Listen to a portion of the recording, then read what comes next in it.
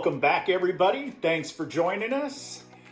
I've got to put a video on here for several of you that have contacted us in regards to potentially adjusting your air sensor and your combustion fan and your auger motor. Now, on the back of your board, which most of you probably have never seen before, you have a setting.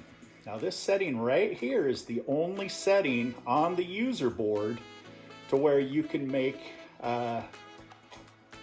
multiple adjustments just by turning one screw. Now what you're going to need is you're going to need a very small micro screwdriver in order to make it happen. Now as you can see here on the back of the user board, there are two test points up at the top, two test points right in the center, and then there are two test points down at the bottom. They are marked. Top is marked air, the center is marked auger, and the bottom is marked HIC, Hall IC.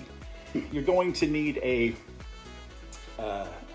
DC voltmeter in order to check the parameters of each one of those positions.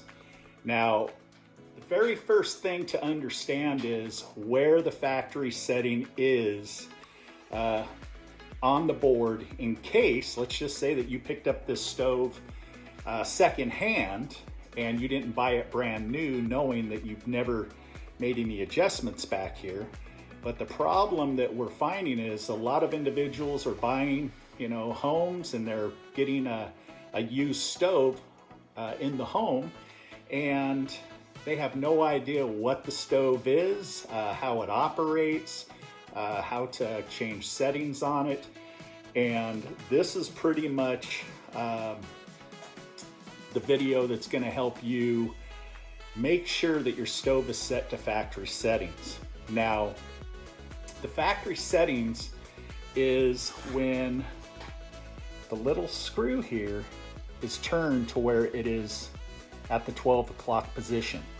The 12 o'clock position is actually 2.5 volts DC. Now, why would you want to change the voltage settings on the back of this user board? The main reason is, as a stove gets older, it's not as airtight, okay? It has old gaskets on the doors, on the components, and what happens is it allows additional air into the stove itself, and the parameters have to be changed in order for it to burn properly and efficiently. You're going to want to watch our motherboard upgrade by upgrading the EEPROM to a 3.5 in order to get the most out of your stove and to give you the most options in order to add features to the stove. And when you have the highest EEPROM, the 3.5B, the stove is going to give you everything that you need: battery backup, self-cleaning mode, the best efficiency settings, and so forth. But there again, if we give you a 3.5B on your motherboard, the back setting here on your user board has to be at 12 o'clock. That's the factory setting. Now, on the front of the board, I just want to make this very clear. This is called the potentiometer, okay, your power switch. So when you're testing, all the way clockwise on high, all the way counterclockwise on low. Now, for some of you that have written and asked us, you have said, "Hey Scott, I've got a light that's flashing on my user board. Can you tell me what that is?"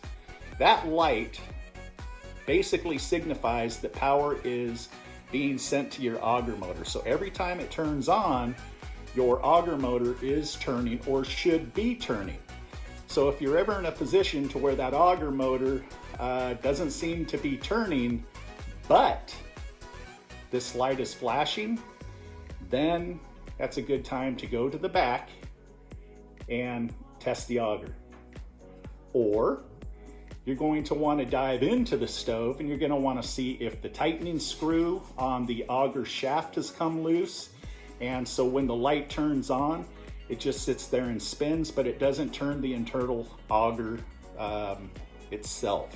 Just remember, if you're going to start changing the settings back here on your user board, and you all of a sudden get into a different brand of pellet, the pellets are going to be burning too rich to where it's going to be smoking a lot due to the fact that the air mixture with the auger speed is not going to be set properly, and so forth.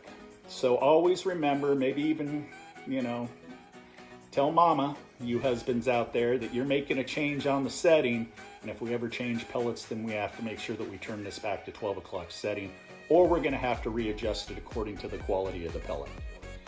Now also, one last thing right here down on the bottom, this is your main fuse for your stove. This is a 3.1 slow blow. If you do not have a 3.1 slow blow, get on the computer, email us and say, Scott, Julie, I need fuses for my stove. We will make sure that you have the proper fuse. If you do not use the proper fuse, good chance you're going to damage some electronic components if you ever get a surge, or your stove shuts down, or if a part fails, or if the power goes out in your neighborhood and comes back on. You just want to make sure that you're protected the way the factory intended it to be. Okay? That's it. That sweet, that simple, that easy. Thanks a lot for all of your support out there, guys. And I have a lot of individuals that are showing a lot of trust and faith in these videos. Technicians are calling us, thanking us, because they're finally able to help in states to where there is nobody out there that's got the knowledge in order to be able to get these stoves up and running.